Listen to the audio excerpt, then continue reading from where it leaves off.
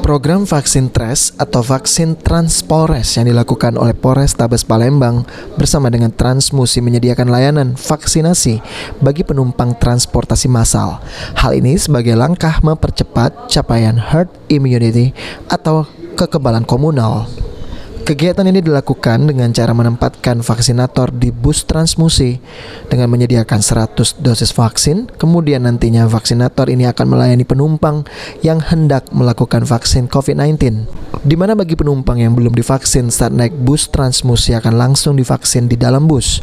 Menurut Kasubsidokpol Polrestabes Palembang, Dr. Launa R. Munazat yang memimpin langsung program vaksinasi di dalam bus ini, bus Transmusi ini akan beroperasi seperti biasa, namun di bagian bangku belakang dikosongkan untuk program penyuntikan vaksinasi. Nah, penumpang yang belum disuntik vaksin saat naik bus Transmusi, maka akan langsung dilakukan penyuntikan vaksin. Hal ini dilakukan untuk mencapai kekebalan komunal atau herd immunity bagi warga Kota Palembang. Ini adalah program dari Polrestabes, di mana kita punya judul adalah vaksinasi TRES. Jadi vaksinasi bekerja sama antara Transmusi dan Polrestabes, gitu. Kemudian di sini juga kita melaksanakan vaksinasi di dalam bus.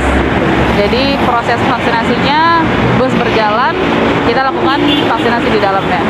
Ini yang divaksin orang yang naik bus itu jadi dokter? Iya betul, orang yang naik bus, karena kita banyak ya pada saat kita razia malam itu banyak sekali masyarakat yang alasannya tidak bisa vaksin karena mereka keterbatasan jam kerja.